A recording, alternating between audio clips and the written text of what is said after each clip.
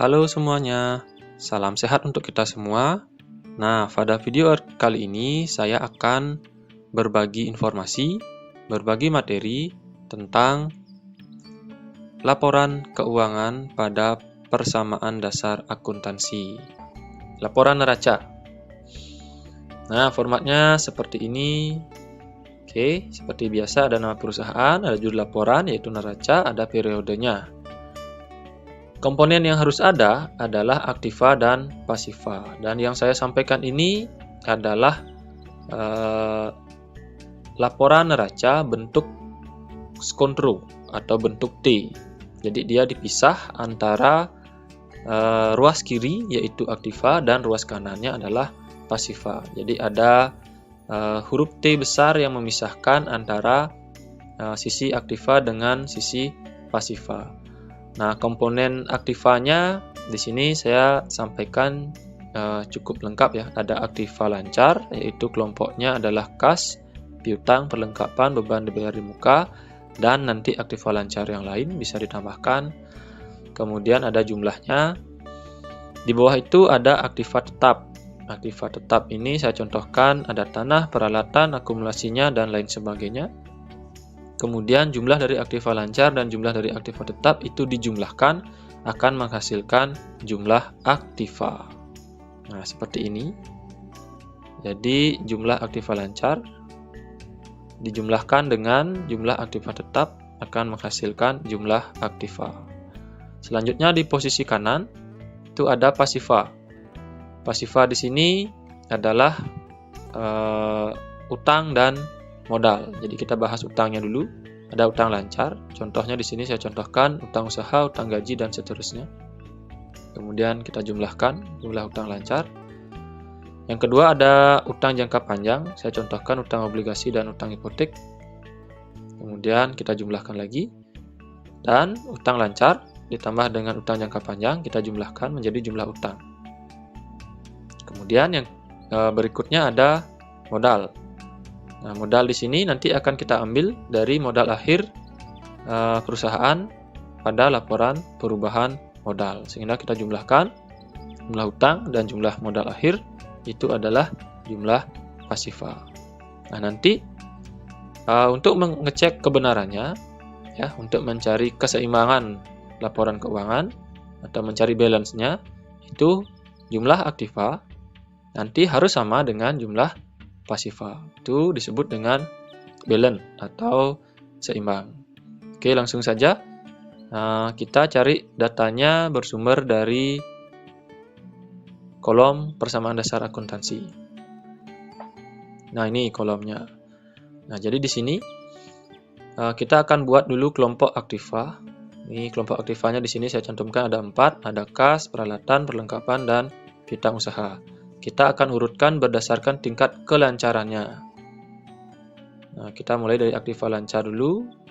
Di sini ada kas, kemudian jumlahnya ini 3625.000.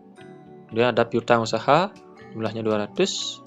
Perlengkapan, jumlahnya 200. Dan nanti yang keempat adalah peralatan, jumlahnya 800.000. Nah, dari jumlah ini dan nama-nama akun ini kita akan buat sekarang laporan neracanya. Nah, ini nama perusahaannya nanti silakan bisa diganti menjadi Salon Ayu, kemudian neraca dan periode. Oke, ada aktiva lancar mulai dari kas, kemudian piutang dan perlengkapan. Kemudian jumlahnya, nah seperti ini. Berikutnya, baru kita tentukan aktiva tetapnya. Jumlahnya seperti ini. Nah, ini. Jadi, dalam video ini, berdasarkan data yang ada di kolom persamaan dasar akuntansi, hanya ada aktiva lancar itu kas, piutang, dan perlengkapan. Sementara untuk aktiva tetapnya hanya ada peralatan saja. Nah, nanti tinggal disesuaikan akun apa yang ada pada sebuah perusahaan yang bersumber dari kolom persamaan dasar akuntansinya. Jadi tinggal disesuaikan jumlah akunnya. Nah, sehingga di sini ketemu jumlah untuk aktiva lancarnya 4.025.000 dan jumlah aktiva tetap 800.000. Kita jumlahkan. Nih adalah jumlah aktiva tetap 4.800.000. Jumlah aktiva keseluruhan ya. Jumlah aktiva keseluruhan 4.825.000. Untuk di sisi pasifa seperti ini kita akan isi sekarang sesuai dengan data yang ada di perusahaan. Jadi yang ada kita masukkan, yang tidak ada kita kosongkan saja atau tidak usah tulis, nggak masalah. Oke, kita lanjutkan.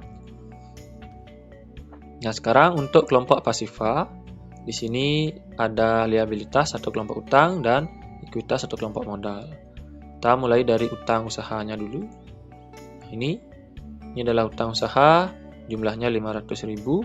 Kemudian ada utang bank, jumlahnya 2.500.000. Oke, kita masukkan ke dalam kolom neracanya. Kelompok pasifa itu ada utang lancar. Nah, saya cantumkan utang lancar saja biar lebih gampang. Nah, utang usaha 500.000, utang banknya 2.500.000. Kita jumlahkan 3 juta jumlah utangnya ya. Nih. Sekarang kita cantumkan modal. Nah, ingat untuk modal di neraca kita akan pergunakan modal akhir yang bersumber dari laporan perubahan modal yang sudah pernah kita buat sebelumnya untuk mencari jumlah pasifanya. Oke, kita kembali ke laporan perubahan modal. Nah, ini laporan perubahan modal untuk Salon Ayu. Nih, modal akhirnya ini ya, modal akhir jumlahnya adalah 1.825.000. Nah, jumlah ini akan kita masukkan sebagai modal akhir di kolom neraca ini atau di form neraca. Oke, modal jumlahnya 1.825.000 sebagai modal akhir dan kita jumlahkan sekarang. Utang 3 juta, modal 1.825.000 akan menghasilkan jumlah pasifa 4.825.000. Nah, ingat di sini untuk mencari kebenaran balance-nya atau tidak, kita harus samakan ini ya, atau nilainya harus sama antara nilai aktiva dengan nilai pasifa. Seperti ini. Nah, ini nilai untuk aktivanya adalah 4.825.000 dan pasifanya 4.825.000. Jadi sudah sama, sudah balance ya. Nah, seperti ini mekanisme untuk menyusun laporan keuangan pada perusahaan jasa, khususnya pada materi persamaan dasar akuntansi. Nah, sampai di sini dulu yang bisa saya sampaikan pada video kali ini. Semoga videonya bisa bermanfaat. Jangan patah semangat untuk selalu belajar. Sampai jumpa pada video selanjutnya dan tetap semangat.